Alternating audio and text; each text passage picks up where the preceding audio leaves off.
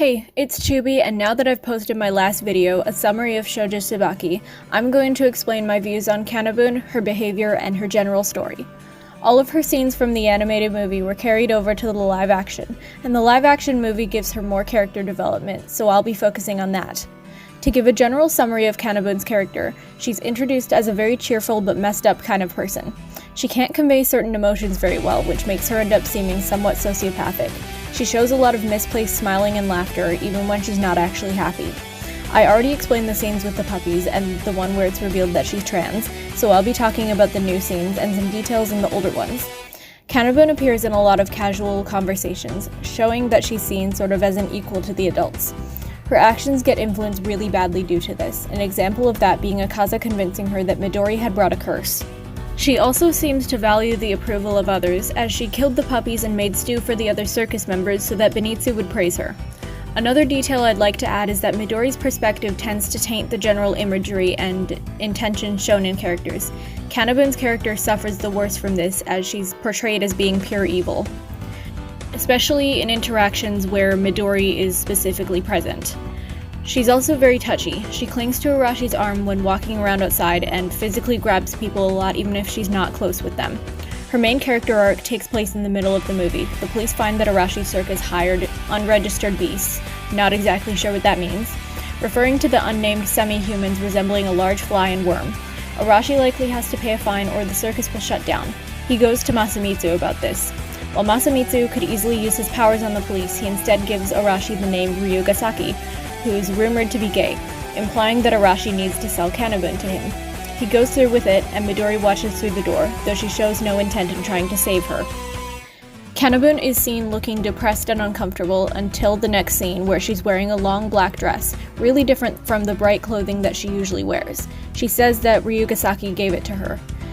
Finally, this is where she snaps. She opens Midori's bag and takes the mirror that she kept as a memento of her mother.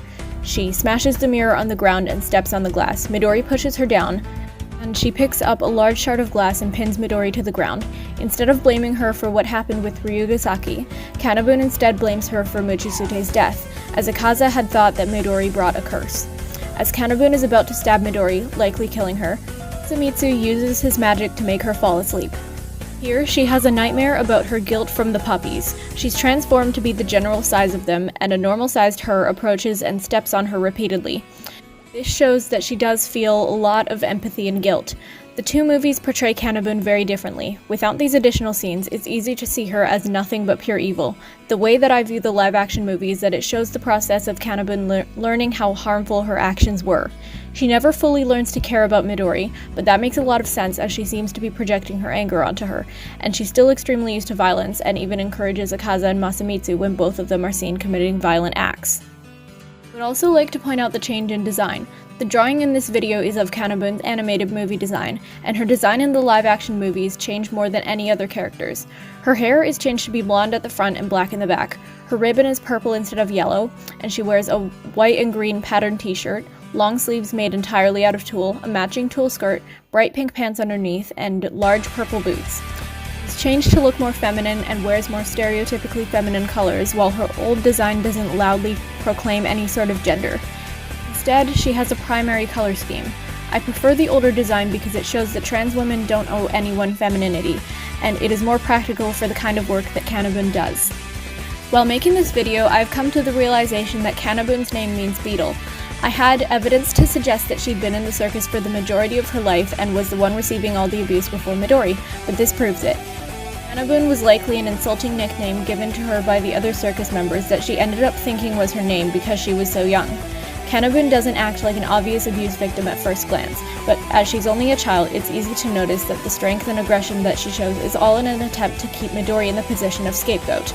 Unfortunately, she also thinks that this kind of abuse is normal, hence why she genuinely loves and trusts everyone like family.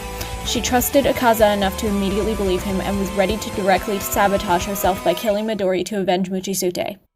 I think that Kanabun could have been a good person if pushed in the right direction, but after being blamed for Arashi abandoning her and everyone else, having to cut off her hair and present as male, and then supposedly living on the streets, I doubt that she would be turning back around anytime soon.